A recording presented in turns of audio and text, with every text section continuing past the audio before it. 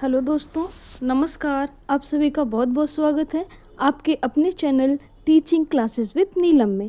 Friends, आज हम देखते हैं सीटेट एसएसटी के कुछ इम्पॉर्टेंट क्वेश्चन जो सीटेट एग्ज़ाम की दृष्टि से अति महत्वपूर्ण हैं और प्रीवियस ईयर में पूछे गए क्वेश्चंस हैं। तो सबसे पहले हम देखते हैं कि क्वेश्चन पूछ रहा है, निम्न में से कौन आसियान का सदस्य नहीं है? Number 1 Indonesia, next Singapore, next दक्षिण कोरिया, नेक्स्ट फिलीपींस। इनमें से कौन सा आसियान का सदस्य नहीं है? तो इसका आंसर क्या हो जाएगा?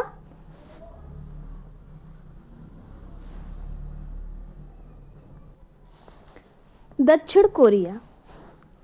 वर्तमान में आसियान के 10 सदस्य देश हैं: Indonesia, Thailand, Malaysia, Philippines, Singapore, Brunei, Laos, Vietnam, Myanmar, Cambodia.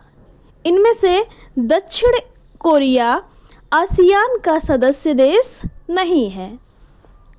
Next question देखते हैं। जब भारत में साय के 8:30 बज रहे हों तो इंग्लैंड में मानक समय होगा। ऑप्शन नंबर ए 3 बजे साय, बी 3 बजे प्रातः, सी 7:30 बजे प्रातः, डी 3:30 बजे साय। तो इसका आंसर हो जाएगा ऑप्शन नंबर ए 3 बजे साय। ग्रीनविच मीन टाइम 0 देशांतर रेखा लंदन से होकर गुजरती है तथा यहीं से पृथ्वी के सभी स्थानों के समय का निर्धारण किया जाता है। ग्रीनविच मीन टाइम से भारत की स्थिति 5.5 घंटा आगे है, अतः लंदन का समय भारत से 5.5 घंटा पीछे रहेगा। इस प्रकार से इस टाइम लंदन का जो समय है वो 3 बजे साय होगा। नेक्स्ट क्वेश्चन देखते हैं। लॉर्ड कॉर्नवालिस ने राजस्व बंदोबस्त की निम्न में से किस व्यवस्था को लागू कराया? Number A Ryotwari, number B काश्तकारी, number C Mahalwari, number D Istamrari. तो इसका आंसर हो जाएगा ऑप्शन नंबर डी इस्तमरारी।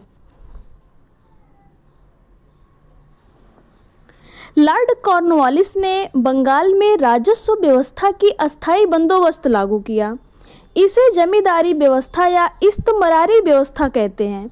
इस व्यवस्था में जमींदार को भूमि का स्वामी माना गया था। फ्रेंड्स, हम नेक्स्ट क्वेश्चन देखते हैं। नैनीताल झील को स्कंद पुराण में निम्न में से किस नाम से जाना गया है? सप्तऋषि सरोवर, अगस्त्य सरोवर, ऋषि सरोवर, पंचऋषि सरोवर। तो इसका आंसर क्या हो जाएगा? ऑप्शन नंबर सी ऋषि सरोवर। स्कंद पुराण में नैनीताल झील को ऋषि सरोवर कहा गया है क्योंकि यह झील 3 ऋषियों से संबंधित है: ऋषि अत्रि, ऋषि पुलस्त्य एवं ऋषि पुलाग। फ्रेंड्स, हम नेक्स्ट क्वेश्चन देखते हैं। उत्तराखंड का वह लोकगीत जो विरह वियोग व्याकुलता में गाया जाता है वह है चांचरी, न्योली, झुमेलों, चौफला। तो इसका आंसर हो जाएगा ऑप्शन नंबर सी झुमेलो। उत्तराखंड के गढ़वाल जिले में प्रचलित झुमेलों गीत को विरह वियोग एवं व्याकुलता का प्रतीक माना जाता है। झुमेलों गीत वियोग श्रृंगार रस का गीत है। नेक्स्ट क्वेश्चन देखते हैं। वर्तमान विश्व अर्थव्यवस्था में उभरता हुआ उद्योग कौन सा है? ऑप्शन नंबर ए सूती वस्त्र उद्योग, ऑप्शन नंबर बी लोहा इस्पात उद्योग, ऑप्शन नंबर सी सूचना प्रौद्योगिकी उद्योग, ऑप्शन नंबर डी सीमेंट उद्योग। तो इसका आंसर क्या हो जाएगा? इसका आंसर हो जाएगा ऑप्शन नंबर सी सूचना प्रौद्योगिकी उद्योग। वर्तमान सदी को सूचना एवं संचार का युग कहा जाता है। इससे स्थलों की दूरी नगण्य हो गई है। लोगों के बीच संवाद तेजी से होने लगा है। वर्तमान समय में सूचना प्रौद्योगिकी उद्योग बहुत तेजी से विकसित हो रहा है। इसका answer option number C. Friends, हम नेक्स्ट क्वेश्चन देखते हैं। स्वर्णिम चतुर्भुज परियोजना किससे संबंधित है? जल विद्युत शक्ति परियोजना, राष्ट्रीय राजमार्ग परियोजना, वन्य जंतु संरक्षण परियोजना, नदी संयोजन परियोजना। इसका आंसर हो जाएगा ऑप्शन नंबर बी, राष्ट्रीय राजमार्ग परियोजना। स्वर्णिम चतुर्भुज परियोजना राष्ट्रीय राजमार्गों के विकास से संबंधित है। इसकी शुरुआत 1998 से 1999 ईस्वी में की गई। इस परियोजना के तहत देश के प्रमुख 4 महानगरों कोलकाता, मुंबई, दिल्ली तथा चेन्नई को एक सड़क मार्ग से जोड़ा जा रहा है। फ्रेंड्स, हम नेक्स्ट क्वेश्चन देखते हैं। प्रोजेक्ट कार्य के अंग हैं कौन कौन से? रिपोर्ट लेखन, स्थल का अवलोकन, संबंधित जानकारी का संकलन, स्थल का चिन्हीकरण। स्थल का चिन्हीकरण। तो इसका आंसर क्या हो जाएगा? इसका आंसर हो जाएगा ऑप्शन नंबर सी। सबसे पहले आएगा स्थल का चिन्हीकरण।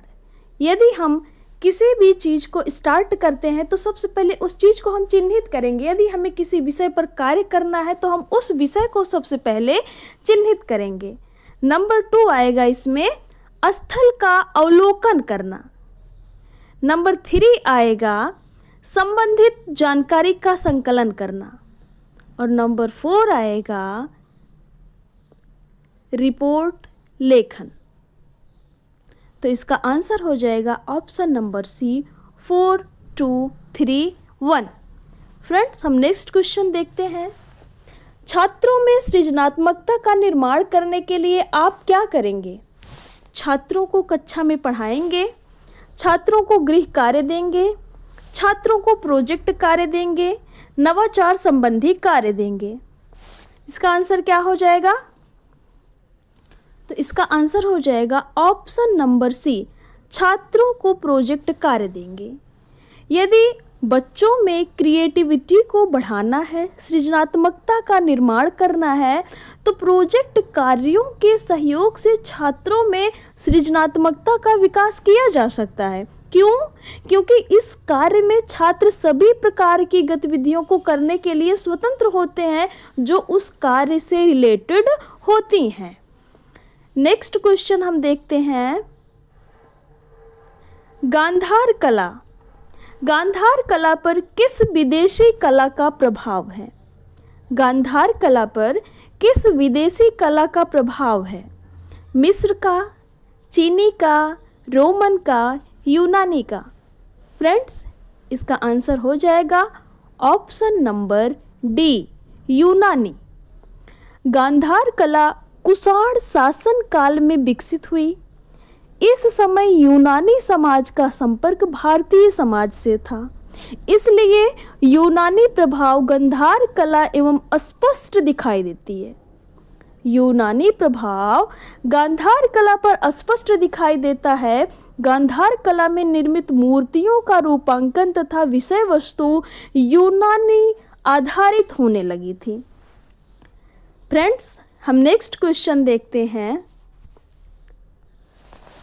खजुराहो मंदिर किस राजवंश के राजाओं द्वारा निर्मित किए गए थे?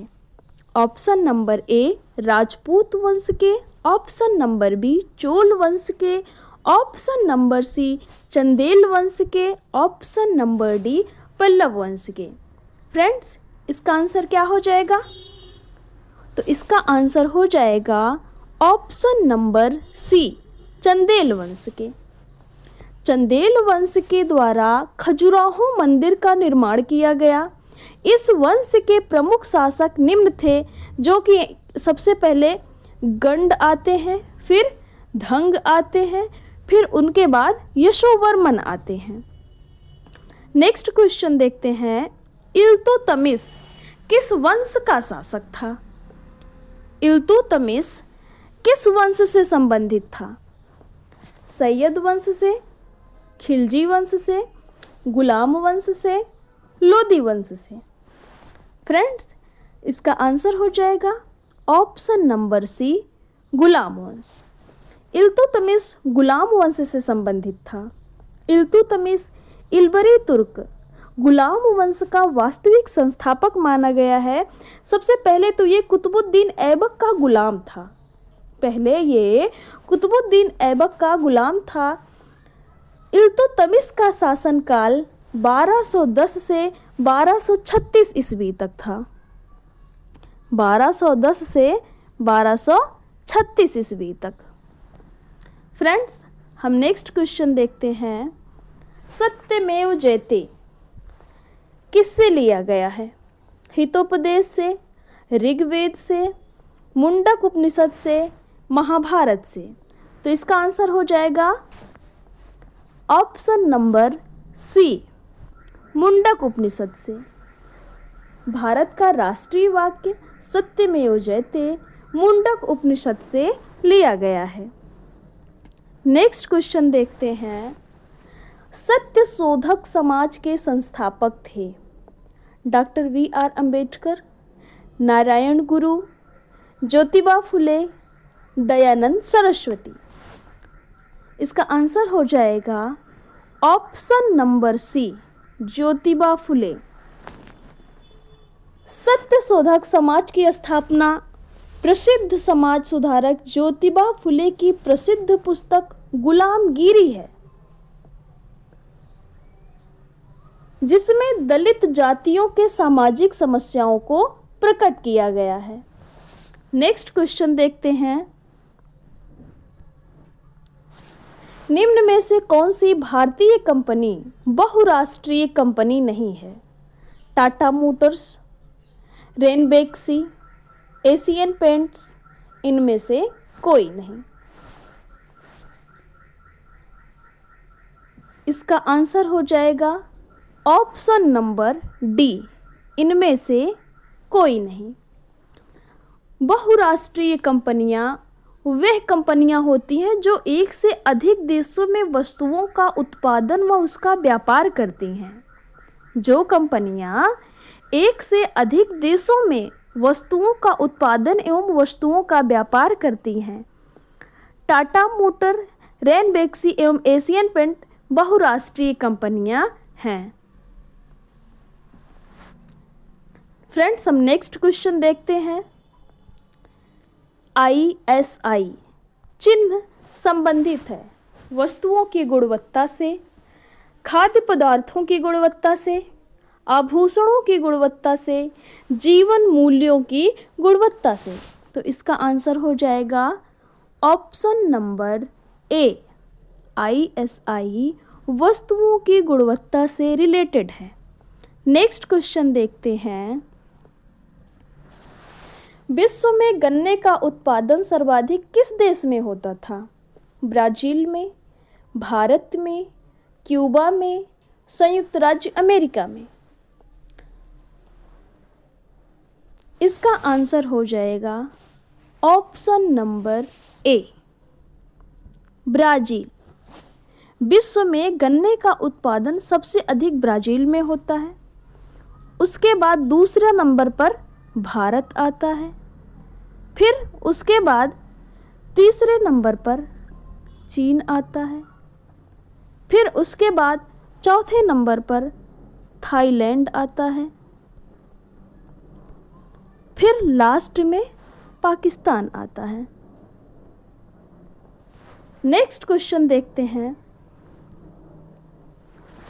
वर्ष 1893 में अमेरिका के किस शहर में स्वामी विवेकानंद ने भारत के प्रतिनिधि के रूप में विश्व धर्म संसद में प्रेरणादायक भाषण दिया था?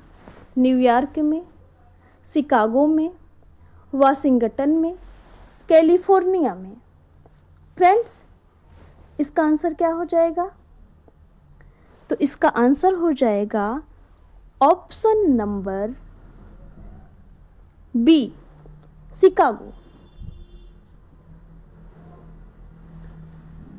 1893 ईस्वी में अमेरिका के शिकागो शहर में स्वामी विवेकानंद ने भारत के प्रथम प्रतिनिधि के रूप में विश्व धर्म संसद में प्रेरणादायक भाषण दिया था। फ्रेंड्स, हम नेक्स्ट क्वेश्चन देखते हैं। समताप मंडल में ओजोन परत का कार्य है। समताप मंडल में ओजोन परत का कार्य है वायुमंडलीय दाब को स्थिर रखना, भूकंपों की आवृत्ति को घटाना, मानसूनों की विफलता को बचाना, भूतल पर आने वाली परावैगनी विकिरण को थामना। समताप मंडल में ओजोन परत का क्या कार्य है? इसका आंसर हो जाएगा ऑप्शन नंबर डी, भूतल पर आने वाली परावैगनी विकिरण को थामना। ओजोन परत समताप मंडल के निचले भाग में पाई जाती है। यह परत सूर्य से आने वाली परावैगनी किरणों को पृथ्वी पर आने से रोकती है, इसलिए इसे पृथ्वी का सुरक्षा कवच कहते हैं। अब आप लोग बताएंगे ओजोन दिवस कब मनाया जाता है? ओजोन दिवस कब मनाया जाता है? और दूसरा क्वेश्चन का आंसर आप बताएंगे ओजोन परत की जो मोटाई है उसको किससे नापा जाता है? 2 प्रश्नों के उत्तर आप कमेंट में देंगे। फ्रेंड्स, आज की क्लास को हम यहीं पर ख़त्म करते हैं। तो आपको ये इन्फॉर्मेशन कैसी लगी? अपने विचार कमेंट में ज़रूर दें। वीडियो को लाइक करें, शेयर करें, चैनल को सब्सक्राइब करें। जय हिंद, वंदे मातरम।